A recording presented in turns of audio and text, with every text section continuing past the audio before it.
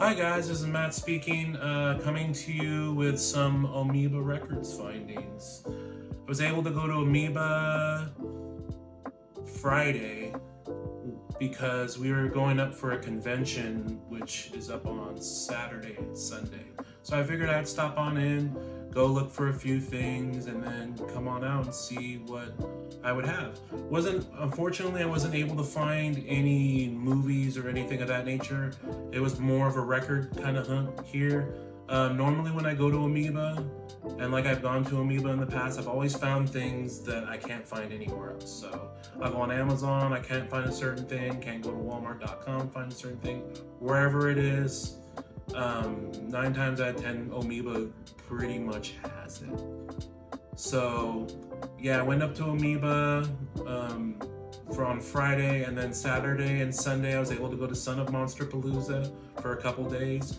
Met some really wonderful people, got some really cool autographs and everything, and as well as some nice cosplay. But anyways, what I wanted to really focus in on was the Amoeba Records findings that I have right now.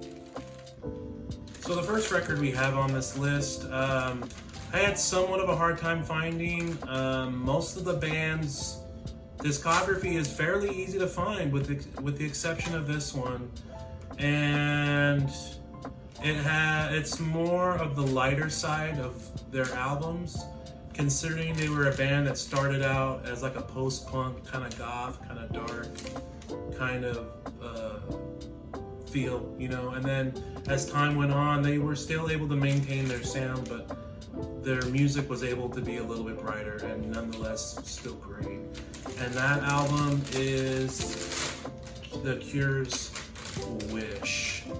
And this one's known for having, I believe, one single off of it, which is Friday I'm in Love, but it has tracks like A Letter to Elise, High, Apart, From the Edge of the Deep Green Sea, Wendy Time, songs of that nature. But I honestly haven't popped this one in yet, and I haven't listened to it, but I definitely look forward to it. It's The Cure's Wish. Next album I have here, I feel like every time I go to Amoeba, I feel like I have to buy a record from this band, because the past few times I've always gotten records from this group, and I feel like it's kind of a tradition until I happen to get all of them, which I have like 2 or 3 more to get in order for me to move on to another band if I'm going to continue that kind of tradition. But anyways, I have the Talking Heads, more songs about buildings and food. The first album I ever gotten was Remain in Light, and it was very funky, very groovy, just had a different sound all of its own, and I really had a great time with it. And then I remember going down and getting the Talking Heads 77 album, which I believe is their first album, and that one has Psycho Killer on it and songs like that. And then the last one I went and got was Talking Heads Fear of Music, which was a great listen as well. And Talking Heads have never let me down as far as their discography, so I imagine this one will be very great. This one has Thank You for Sending Me an Angel, Warning Sign, The Girls Want to Be with the Girls, Stay Hungry, Take Me to the River, which those are songs that I've heard before. Great tracks. So I'm sure when I pop this thing on, I won't be let down. But this is the Talking Heads songs, more songs about buildings and food. Next one on my list here was one that was damn near impossible to find. Went and looked everywhere, couldn't find it. Honestly alone, it's honestly hard to find records of this band, and they're fairly popular within the alternative music community. But at the same time, I barely ever see records for these guys. So when I went and was searching around, I ended up finding it, and I was like, oh my god, I need to grab this. I don't care how much this is, I need to get it. It was a tad bit on the pricey side, but it was certainly well worth it.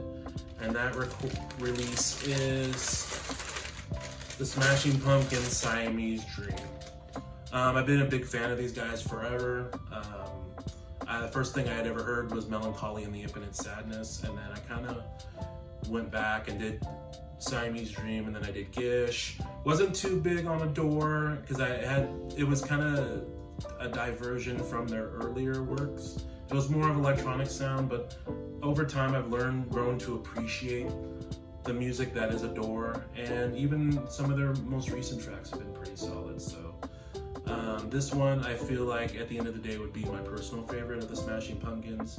I feel like every Smashing Pumpkins album I get, there's always a ride that it goes on. At times it can be very aggressive, at times it can be very mellow at the same time, and there's just it's like a roller coaster ride. It's very diverse. I get quite enjoyment out of this album here. So Smashing Pumpkins, Siamese Dream, very great album.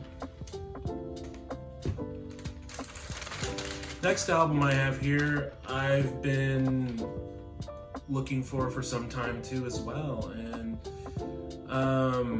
the great punk rock album. It's very iconic.